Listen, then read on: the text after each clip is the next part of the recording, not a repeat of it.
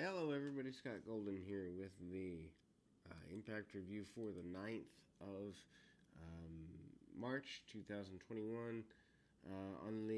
Before the Impact show, they did a match with Madman Fulton and TJP. TJP wins that with Ace Austin. TJP wins with the Mamba Splash. Austin and Fulton attack him. Before the match, then we go to the opening of the actual show. I don't agree with having a pre-show for a television show. That's just stupid, and it screams we want to be more important than we are. Anyway, opening video recap last week.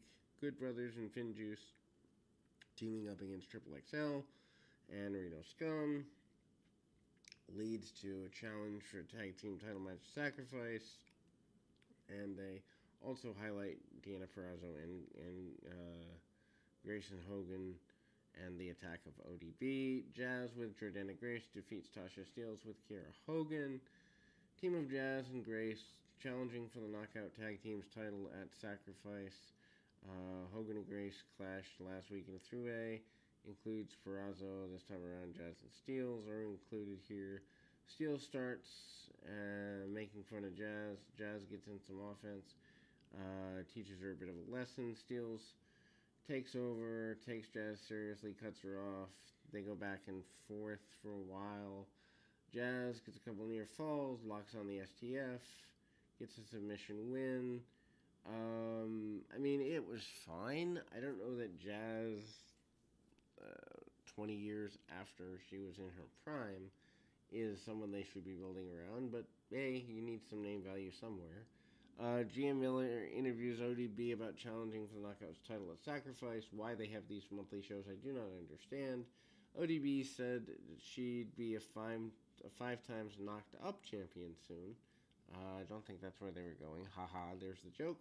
And then Susan confronts ODB and challenges her to a match. ODB basically agrees to this. D'Lo Brown and Matt Striker continue to be the best uninterrupted broadcast team on a major program. They run down the card. D'Amore is set to make an announcement about Swan versus Moose at Sacrifice. Trey Miguel saw Sam and one of the trainers who's there, and he's approached by Callahan last week. Sam and Callahan told him that if he showed up to Impact and challenged Miguel, he'd wimp out. Sam pushes Miguel's buttons and he accepts the match. Video package, Swan versus Moose, similar last week. Moose talks about going for Swan, and he'll be taken seriously. Swan's waiting to beat Moose, who is stronger and faster, but doesn't want it as much as he does. This kind of falls flat. Beer Guns, Storm, and Sabin defeat Desi Hit Squad, Reju, and Shira. This is fine. Mini feud going on here. Storm's beer gut spilled a few weeks back by Raju. Storm defeats Raju last week's episode of BTI. This led to problems. Story of the match itself, Storm and Shira wanted at each other. So even when Sabin and Storm had control over Raju, Storm throws it away to get to Shira. Storm's able to get the upper hand on Shira. Tags in Sabin for the double team. Shira regains control, cuts him off. Storm gets a hot tag, goes nuts on Raju. A couple of minutes, Raju manages to bring down Storm and gets ready to kill the energy there. And I will grab my phone and be right back to continue our review. So anyway, finally, the team of Sabin and Storm get the win. And this happened in part because Raju and Shira are disagreeing, and Sabin hits the cradle shock for the win. Amazing to think that at one point he was champion of this company. Backstage, Triple XL and Reno Scum discuss who lost last week's match. Decay interrupts, and then Triple XL walks in. deal with Rosemary. Rosemary defeats Reno Scum, and or that's basically the storm there. The story they're telling, and then this will lead to a match with Decay at Sacrifice. Diener is let out of his week-long punishment. Why this goes on this long, we have no idea. James Storm, Chris Sabin approach, and then call out Eric Young for the things that were done to Diener. Violent by design, attacking beer guns, leaves them laying. Meh. Brian Myers confronts D'Amour, tries to get Eddie Edwards terminated, basically threatens a lawsuit. D'Amour says that Edwards can settle things at Sacrifice with him in a no-rules match. Sami Callihan comes out, cuts promo, calls Trey Miguel a quitter, saying that the only good thing Miguel has done is train the new protege for him. Obviously, Trey Miguel defeats Sam Beal. Last week, Callahan tries to go to Trey Miguel's gym to attack the trainers. And then this is a kind of a revenge thing. Anyway, match lasts a bit less than 2 minutes. Miguel locks in a submission and taps out Beal. After the match, Callahan drops Beal with a package piledriver and uses his theater skills to disappear. Sabin and the Storm cuts promo on EY asking what happened to him. They've known him for 2 decades and don't know what went wrong with him mentally. Storm goes to Sacrifice, coming for Violent by Design. Jake Something walks up, offers to help neutralize him being Eric Young. And then Wild Beer Gun works their match, and then weekly AEW commercial, which is becoming the best part of the program on a weekly basis. They said they had a big buy rate at Revolution, talked about some of the results from Revolution, and referenced Omega is terrible at building exploding rings.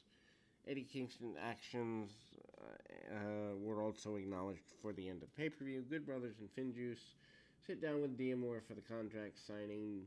Why we do contract signings on every wrestling show, I have no idea. They couldn't get him to sign because they're challenging each other to drink some shots. D'Amour told them to sign the contract and get it back to him. They kept drinking, shot after shot. They signed the contract while everybody is basically portraying being drunk. Last shot ended all over the Good Brothers' face. They brawl in the conference room, and I got my phone again. Anyway. So then we move to Chris Bay and Ace Austin. Bay defeats Austin. This makes me sad. Austin is by far the best talent that they have in Impact that isn't part of AEW. Ace Austin and Chris Bay were both part of a number 1 contenders 3-way match, along with Black Taurus. Matches won by Austin and Fulton when Fulton helped him. Bay wants revenge on Austin, and they've been tricked into the TJP match. Match is, again, really good. Super chain wrestling throughout. Match turns into a can you top this aerial thing, which if you like those, this was good for that. And Austin gains control of the match after a couple of kicks and dives by Bay. Bay makes a comeback and proceeds with both men going forward.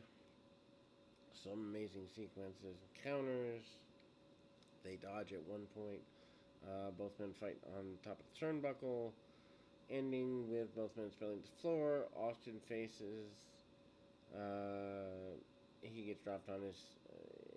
He failed to hit a double underhook suplex. A couple of near falls. Austin blocks the Art of Finesse finish, only to get hit with a vertebraker for near fall. This at the end, Austin's hurt and had to hide behind Fulton, allowing Austin to get his attack back. TJP comes out, makes sure to lure Fulton back in. Distraction, Bay recovers, hits the Art of Finesse for the win. Best match on Impact in a while. Bay gets added to Austin versus TJP at the upcoming Sacrifice as a result. Swingers Paradise, Josh Alexander confronts TJP for not taking Austin seriously. TJP says he's beat Alexander and so he'd beat Austin. And Alexander told him he'll be coming after him if he retains. And then Rohit Raju confronts Shira for costing him the second match. Shira attacks Raju and tells him he didn't owe him anything.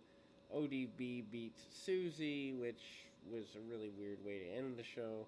Perazo, Kimberly, and Susan have been feuding with Jordana Grace, Jazz, and ODB for several weeks now. ODB pinned Susan when both teams met in a 6-women tag match a while back.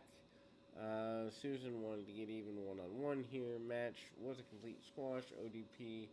ODB pins Susan and beat her up bell to bell, hitting her with a bunch of signature moves. Susan has one hope spot, and it came with poking ODB's eyes. Advantage doesn't virtually last. Match ends with Susan throwing out ODB's alcohol. ODB gets mad, finishes her off for the win.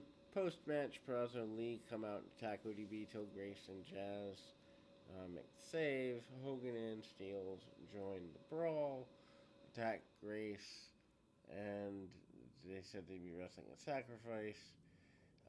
Heels run the ring. It was fine. Brown and Striker run down the Sacrifice card, including Edwards and Myers, VDB and Beer Gun, Violent by Design and Beer Guns, Decay and Reno Scum, Dashwood and Caleb with a K versus Havoc and Nevaeh.